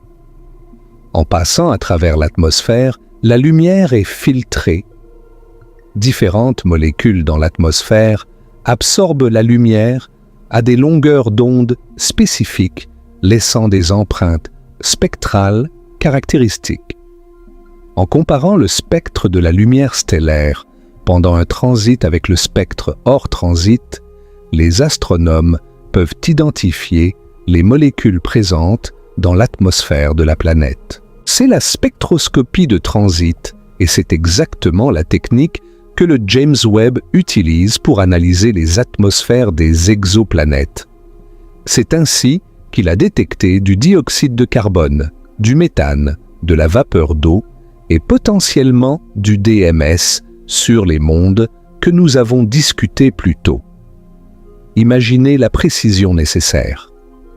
La planète est un minuscule point passant devant une étoile lointaine, et nous mesurons les changements dans la lumière de l'étoile causés par les molécules, dans une atmosphère qui est des milliards de fois plus petite que la distance qui nous sépare d'elle. C'est comme essayer de déterminer la composition chimique d'un moustique passant devant un phare, observé depuis l'autre bout de la Terre. Il y a aussi la méthode de l'imagerie directe, qui est exactement ce qu'elle dit. Prendre une photo de la planète. Cela semble simple, mais c'est en réalité l'une des techniques les plus difficiles de l'astronomie. Le problème est le contraste. Une étoile est des milliards de fois plus brillante que les planètes qui l'entourent. Essayer de voir une planète à côté de son étoile, c'est comme essayer de voir une luciole à côté d'un phare depuis des milliers de kilomètres. Pour y parvenir, les astronomes utilisent des coronographes, des dispositifs qui bloquent la lumière de l'étoile, permettant aux planètes beaucoup plus faibles d'être détectées. Le James Webb possède des coronographes intégrés à ses instruments NIRCam et MIRI, et ils ont été utilisés pour observer directement des planètes géantes autour de quelques étoiles proches. L'un des systèmes les plus célèbres est HR 8799, où 4 planètes géantes ont été directement photographiées en orbite autour de leur étoile. Un autre est Beta Pictoris, où une planète géante a été imagée alors qu'elle orbite dans un disque de débris autour d'une jeune étoile. L'imagerie directe nous donne la possibilité de capturer non seulement la lumière réfléchie par la planète, mais aussi la lumière thermique qu'elle émet, nous permettant de mesurer sa température et d'analyser la composition de son atmosphère. Il existe d'autres méthodes encore plus exotiques. La méthode de la micro-lentille gravitationnelle utilise un effet prédit par la théorie de la relativité générale d'Einstein. Lorsqu'une étoile au premier plan passe directement entre nous et une étoile d'arrière-plan, la gravité de l'étoile au premier plan courbe la lumière de l'étoile d'arrière-plan, agissant comme une lentille naturelle et amplifiant sa luminosité. Si l'étoile lentille possède des planètes, ces planètes peuvent provoquer des perturbations détectables dans la courbe de lumière amplifiée. Cette méthode est unique car elle peut détecter des planètes à des distances beaucoup plus grandes que les autres méthodes, et elle est sensible à des planètes que les autres méthodes ne peuvent pas trouver, comme des planètes éloignées de leur étoile ou même des planètes vagabondes sans étoile. L'inconvénient est que les événements de micro-lentilles sont uniques et non reproductibles. Chaque détection est une observation ponctuelle, car l'alignement qui crée la lentille ne se reproduira pas. La méthode de l'astrométrie mesure le mouvement apparent de l'étoile sur le ciel, causée par le même wobble gravitationnel que la méthode des vitesses radiales. Mais au lieu de mesurer le mouvement vers nous, ou loin de nous via l'effet Doppler, l'astrométrie mesure le mouvement latéral, le déplacement de l'étoile perpendiculairement à notre ligne de visée. Cette méthode est incroyablement exigeante en termes de précision, car les déplacements à mesurer sont minuscules, mais le satellite Gaïa de l'Agence spatiale européenne, avec sa précision astrométrique sans précédent, est en train de révéler des planètes géantes autour de milliers d'étoiles proches. Et puis, il y a la méthode du chronométrage des pulsars, qui a une place historique particulière dans la recherche d'exoplanètes. Les premiers mondes extrasolaires jamais découverts n'ont pas été trouvés autour d'une étoile normale. Ils ont été trouvés en 1992 en orbite autour d'un pulsar, une étoile à neutrons en rotation rapide qui émet des impulsions de rayonnement avec une régularité d'horloge atomique. Les planètes autour du pulsar causaient de minuscules variations dans le timing de ces impulsions, et ces variations ont trahi leur présence. C'est une ironie cosmique que les premières planètes extrasolaires aient été trouvées dans l'un des environnements les plus hostiles imaginables, autour d'un cadavre stellaire baigné de rayonnement intense. Ces mondes ne sont certainement pas propices à la vie telle que nous la connaissons, mais leur découverte a ouvert la porte à l'une des révolutions les plus profondes de l'astronomie.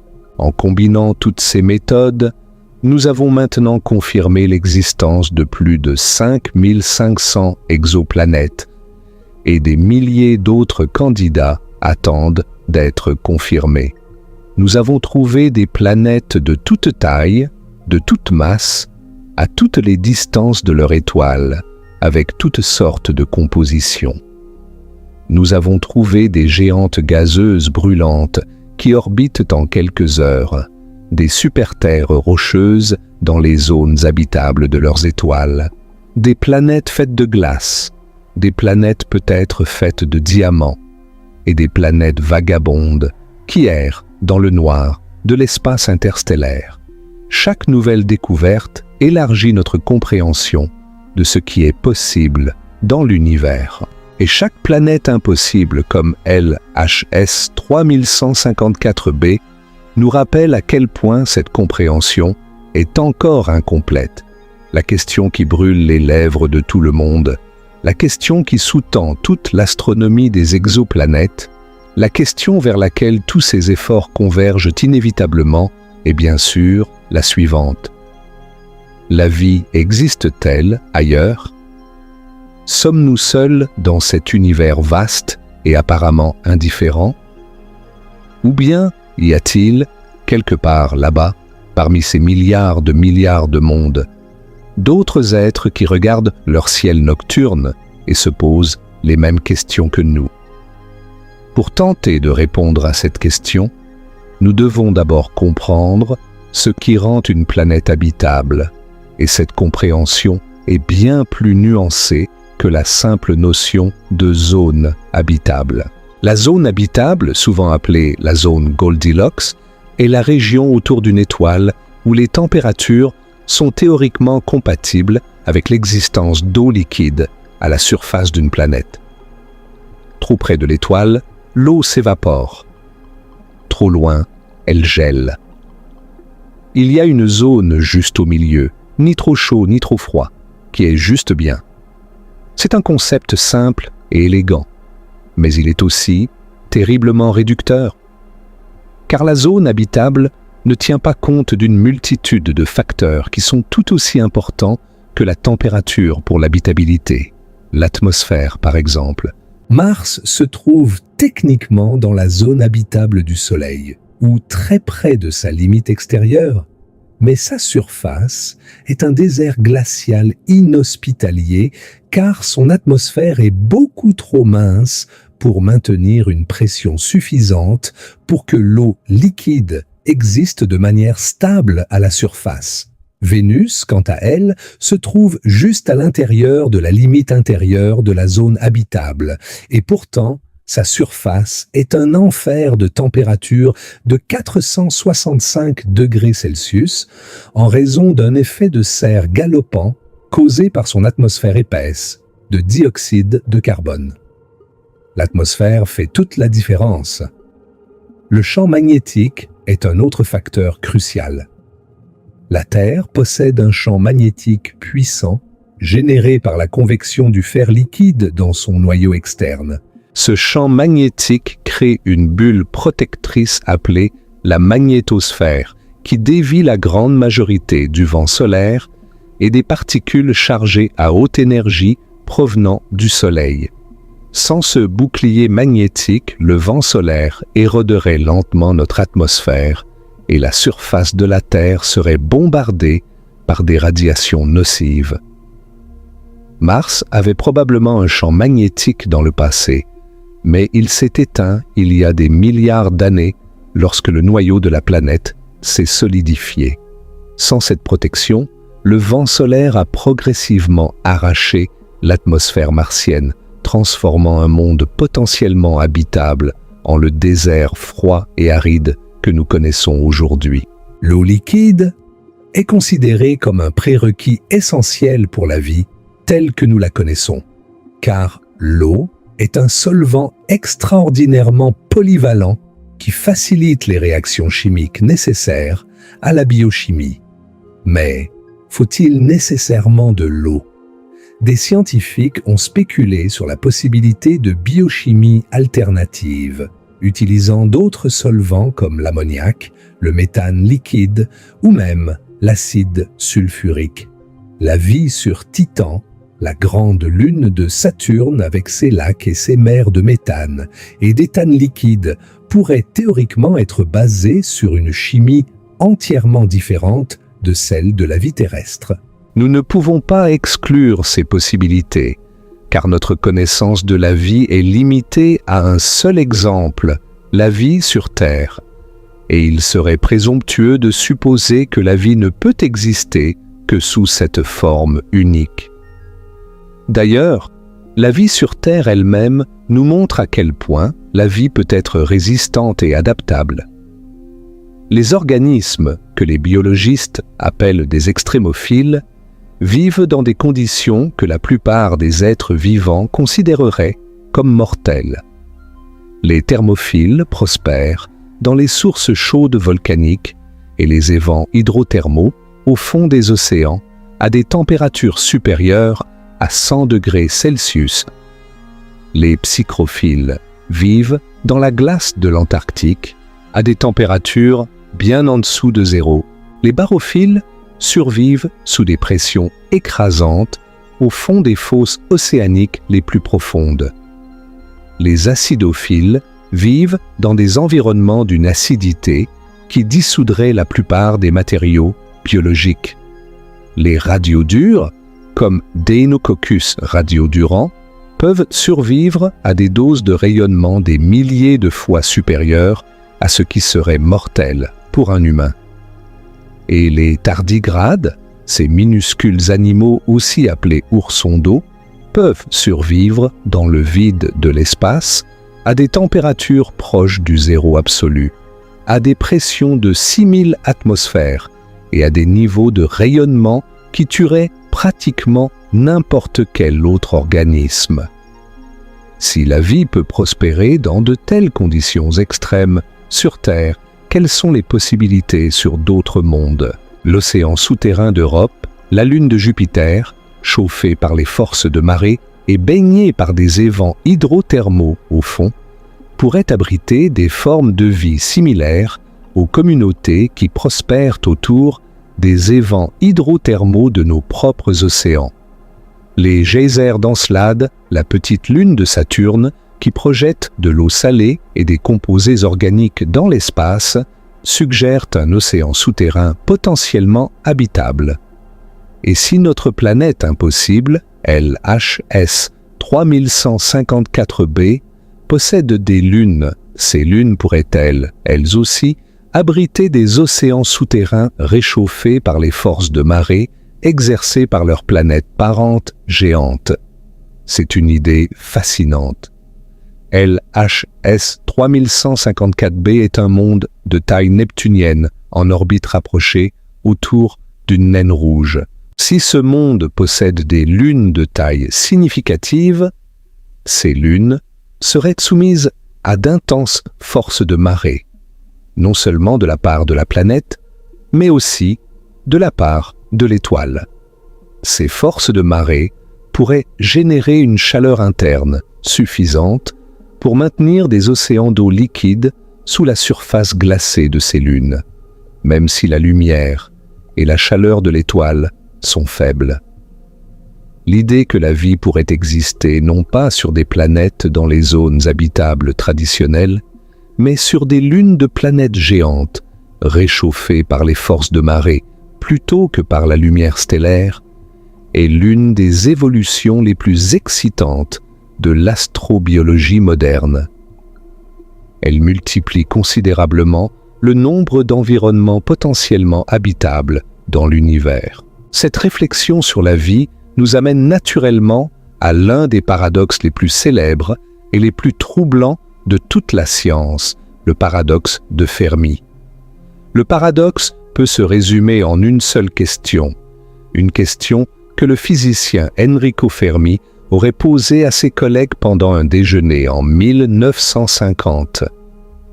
Si l'univers est si vaste, si ancien et si rempli d'étoiles et de planètes, certaines bien plus vieilles que notre système solaire, alors où sont tous les extraterrestres? Si la vie est possible ailleurs, et si elle a eu des milliards d'années de plus que nous pour émerger et évoluer, alors au moins quelques civilisations extraterrestres devraient avoir développé la capacité de voyager entre les étoiles, ou au minimum d'envoyer des signaux détectables à travers la galaxie. Et pourtant, nous ne voyons rien. Pas de vaisseaux extraterrestres, pas de signaux radio artificiels, pas de mégastructures cosmiques, pas de signature de civilisation avancées modifiant leur environnement galactique. Le silence est assourdissant. Chaque planète impossible que nous découvrons approfondit ce paradoxe, car chaque type de monde inattendu que nous trouvons suggère que les conditions pour la vie pourraient être plus variées et plus répandues que nous ne le pensions. Si des planètes massives peuvent se former autour de petites étoiles, si des planètes vagabondes peuvent dériver dans le noir avec des océans souterrains potentiellement habitables, si des atmosphères peuvent survivre sur des mondes de lave en fusion, alors les environnements capables de soutenir la vie pourraient être omniprésents. Et si les environnements sont omniprésents, le silence du cosmos devient d'autant plus mystérieux.